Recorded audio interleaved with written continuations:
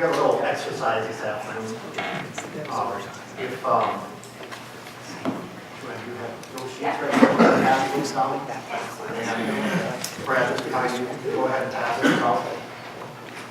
So I talked about the energy guidelines. About the energy guidelines. And we're going to take some time to actually kind of run through it, talk about the details of the energy program. Because what I went through this morning, I kind of covered the high level. So figured after lunch to keep everybody awake, this is actually a quiz. And there's multiple choice, so there's 1, 2, or 3. So your odds are pretty good. You got it pretty good. You didn't see my basketball practice. Oh, you probably did really well. Yeah, I'm familiar. Yeah, really? Yeah, some are color, some aren't. Some have 2 pages and some have 1 page. I wasn't environmentally friendly when I did mine. I had you guys need more of back there? You have it out. Okay. So I know I'm not supposed to hand out material until I get to it, but I figured it was easier to put it up there first. So yeah, I talked about this morning, this guideline for energy management. And this is what we're going to spend a little bit more time on, going through in more detail, because you know, when I asked the question this morning what level you were at, there were 3 different groups at 3 different levels. So this is a little, this is an overview that actually we're going to walk through that confirms those answers to those questions. But let me go through a little bit more of the background here first. So again, 1 through 7, those are the key areas to focus on: the commitment, the assessment, the goals, action plan, recognize achievements. So a little bit of background on these guidelines. These guidelines were developed through the EPA to help organizations build and conduct effective energy management programs.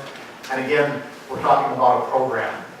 I mean, there's really 2 pieces here. You have technical side, you have program side. This is really focusing very heavily on the program side.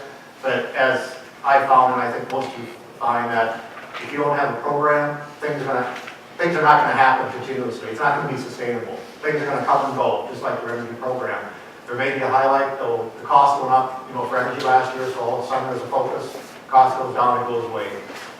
This is the program part that keeps it sustainable. So this guideline that you have in front of you was actually, it was developed by EPA, the Energy Star group.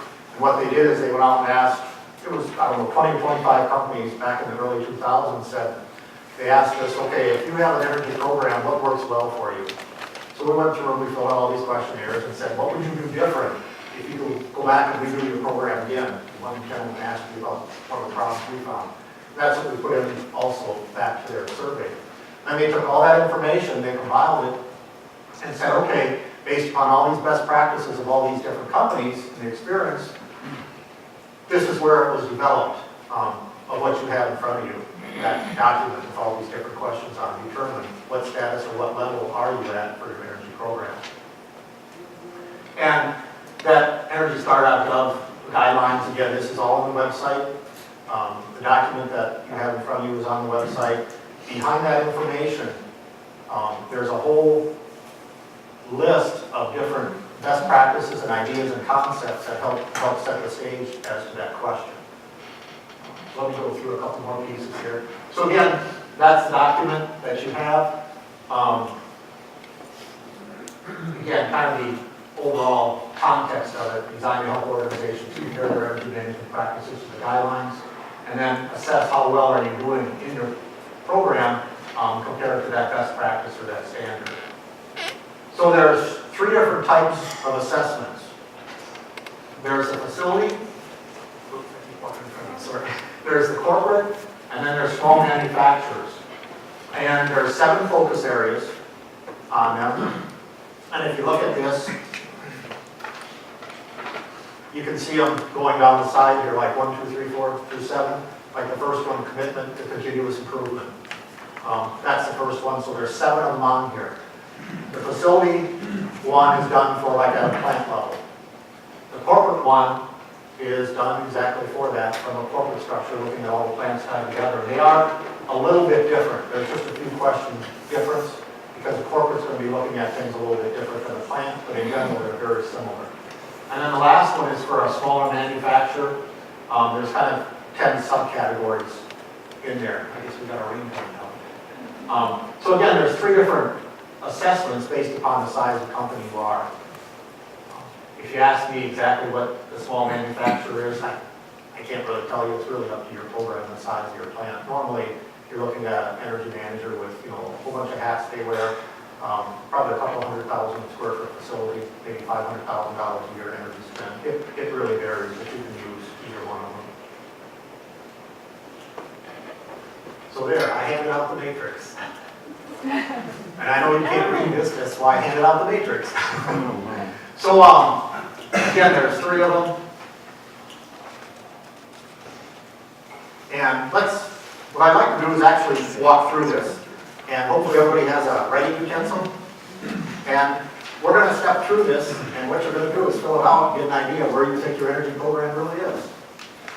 So, I mean, you can spend hours on these, you can spend a few minutes. We're probably going to take 15 minutes at most to walk through this. So let's just start at number 1 and kind of work our way down.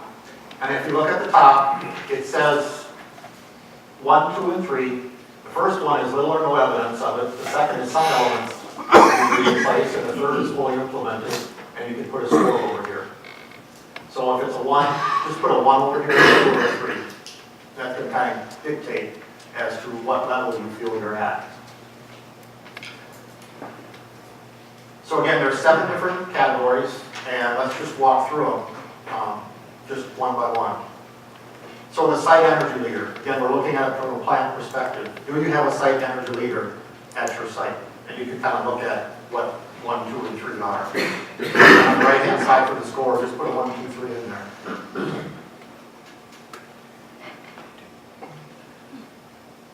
So 2, is there a site energy champion? So a site energy leader is looking at it more from a senior management standpoint.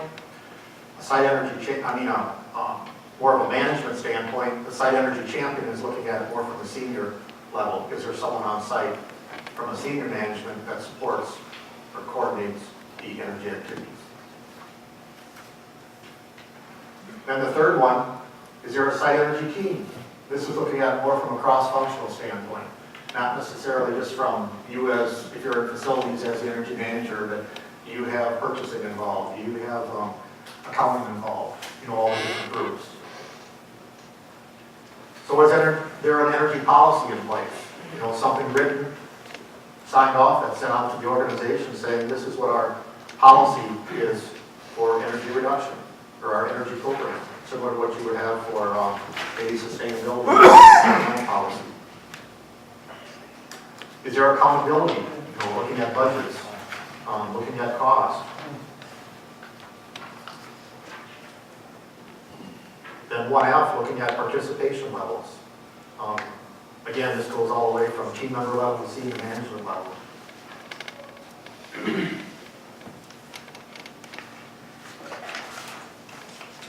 So let's start with number 2, assess performance and opportunities. Do you track and analyze data?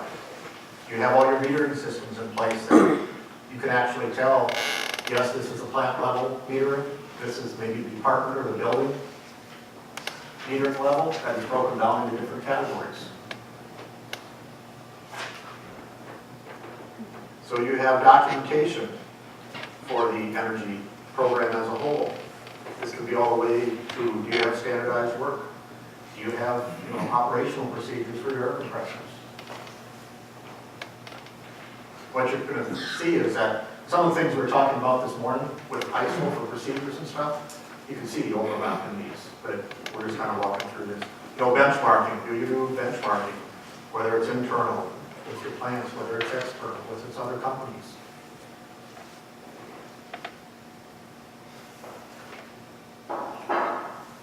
2D, technical assessments.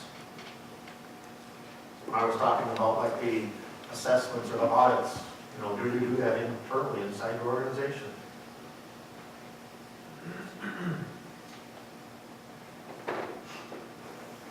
And 2E is best practices. So if you do technical assessments and you have different items that you identify, maybe it's standardization for how header pressure on compressed air system. Is that set up as a best practice across your organization that it goes from plant to plant, or is it just kept in one plant?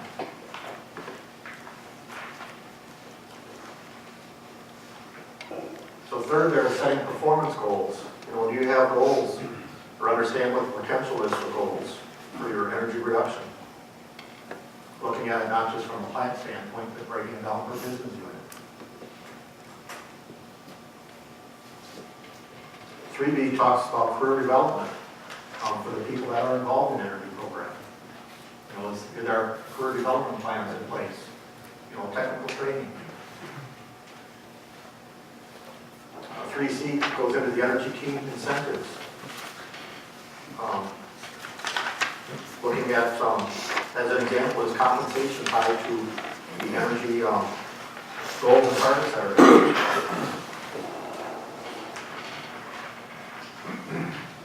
4 goes into an action plan. You know, site energy plan. Is there a site energy plan, written document that tells what that actual plan is and signed off?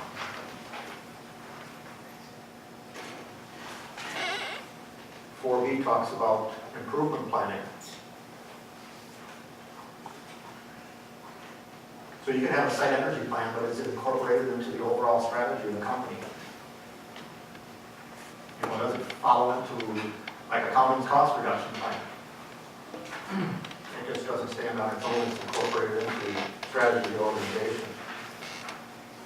Roles and resources. Going back to some of the things I said in the beginning about walking into a plant, well, I don't have manpower, I don't have a capital budget. This kind of gives you an idea of what you need for those resources. So again, from an action plan, you know who's going to do the projects and what the projects are. Again, the site planning integration, that it moves into the organization as a whole.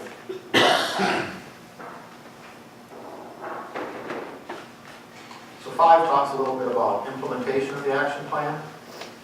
So if you have all these ideas, these projects and things set up in your organization, and you have people that are going to do them, is there a communication plan that goes out to the organization saying these are the projects and things we're working on from an energy standpoint?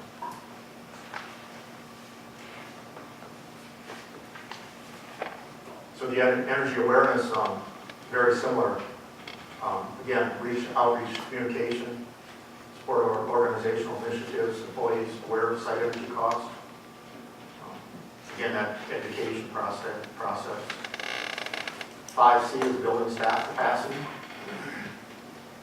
Talking about training, not just from a technical side, but also from a so-called management side. Contract management. This is always a good one. Anybody in here from purchasing? Good, then I can say what I want. Contract management. How many of you know that your purchasing department, who probably has control of this, is actually reviewing and negotiating your contract for gas and electricity with the utility every year? It should be done. Sorry about the utility guys, but it should. I mean, you should be looking at this from that standpoint. That's where it is, that contract management standpoint. Incentives and rebates. You know, again, working with utilities, or state agencies or wherever. What incentives and rebates are available to run projects? There should be somewhere in the organization someone doing that. 6, evaluate the progress.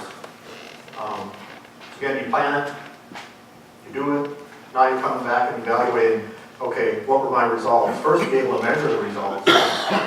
So if I had 10 projects I was going to do, or I had implemented, and it was supposed to save me X amount of dollars or I need to use, what did I get from it? What's the actual number compared to what I said it was going to? And then again, reviewing that action plan, not just from the technical results, but from the program standpoint, reviewing that, how do I move that into my annual planning process for the next year? What worked, what didn't work? So what didn't work, I need to reflect on that and move forward and figure out how I'm going to improve that. And the last piece is 7, which is recognize achievements. That can be done at a site recognition, where you have maybe awards for team members, you know, that have specific projects or good ideas that were done. It can be from an organizational standpoint, so maybe it's a good team, you have senior management support, so you have some type of a dinner or something for recognition. Or you have the external recognition, where I mentioned up there, even, DOE has some activities, Energy Star has some activities for external recognition, publications, magazines, there's a whole organization, there's a whole pile of things that, what Neil was talking about, the recognition. All things like that can be done. So it's a real quick snapshot of where you thought you were and maybe where you are. Maybe some of it's the same, maybe it's not. It gives you an indicator as to where that is. Each one of these items, I don't have this online, but if you go into the EnergyStar.gov, when you look at this matrix, if you click on the first one where it says Site Energy Leader, if you click on that little box, it will come up and give you what's the criteria for a site energy leader. What are the roles, responsibilities? It gives you some best practices and what other companies have done. So each one of these has information behind it to give you a definition.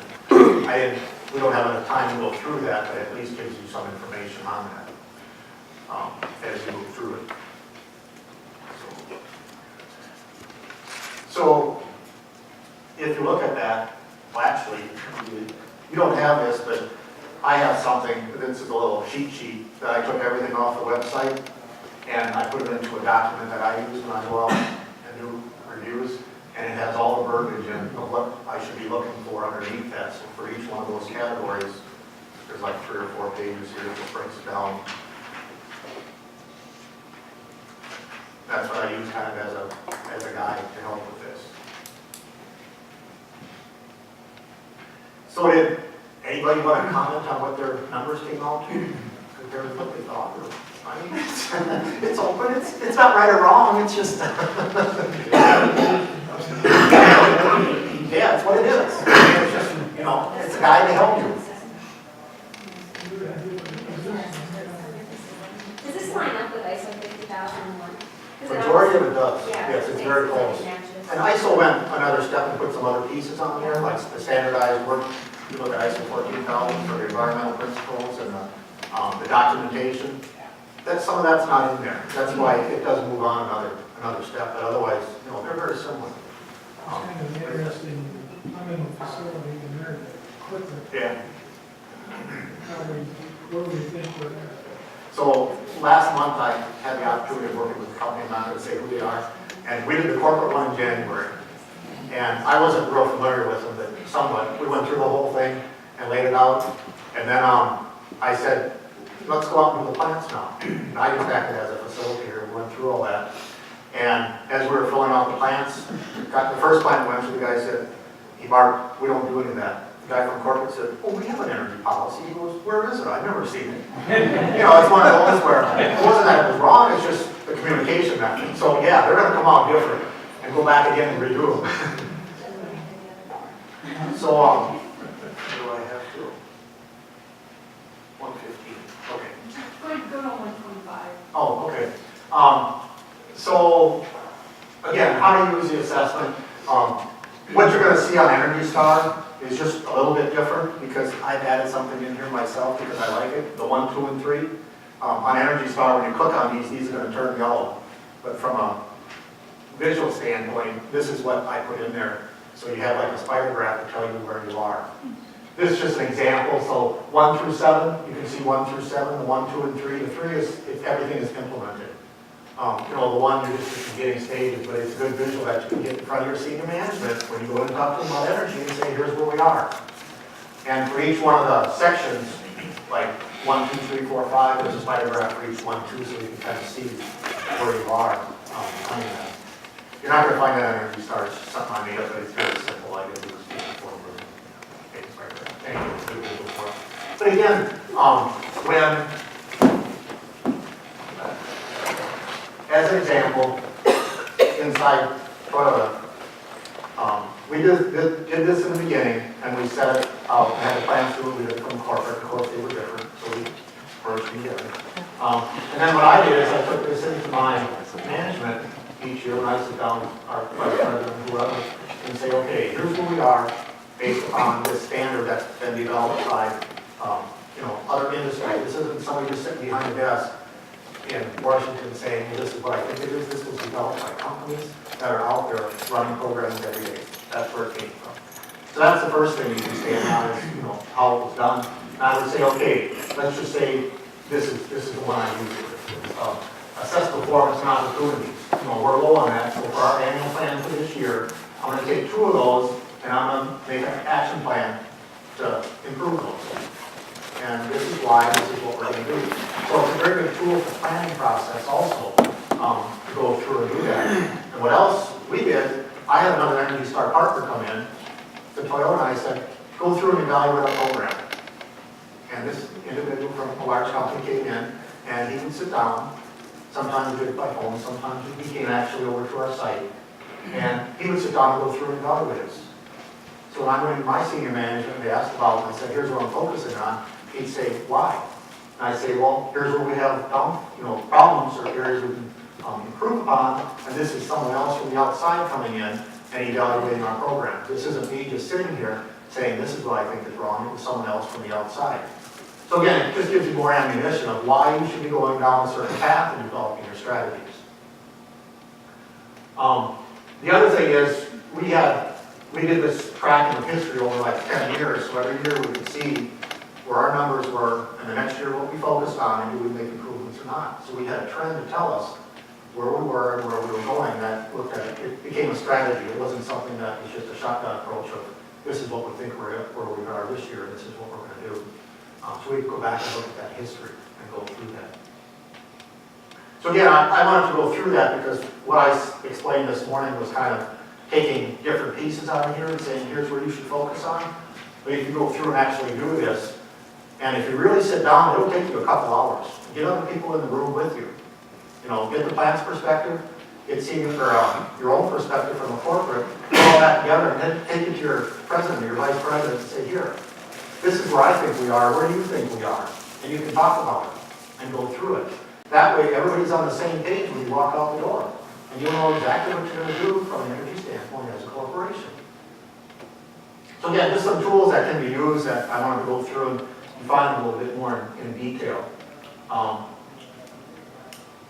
So with that, this is similar to what you saw the first time on the first slides when I talked about the next steps. But I think this is a very valuable tool that you can use to look at it from a program standpoint, not just from a technical standpoint of projects, but from a program standpoint. And again, I keep stressing that because I've seen it where you have activities that are occurring, and if it's not a program, it's not sustainable, and it disappears when the next higher priority comes in. If you put this in place as a strategy, it gets signed off, then when that happens, you have a document sitting in front of you, and it's senior management's decision to make that change, not you trying to fight for it. So again, it gives you a lot of ammunition and structure and a format that you can use inside the organization. I would still go back to, don't reinvent the wheel. All these pieces are out there, whether it's DOE, whether it's Energy Star, whether a whole variety of different pieces, they're out there. And it's beneficial to use that, benchmarking with other companies, sharing information, variety of things that can be done. Just like the company we had come in to do our energy assessment, I go over his annual energy fair or event, and I go through theirs. And I did something the next year. A lot of things can be done sharing information and ideas and concepts. Questions or comments? Hopefully that was beneficial. See some heads nodding on it, but gives you a perspective of where you really are. Questions, comments? Okay, thank you.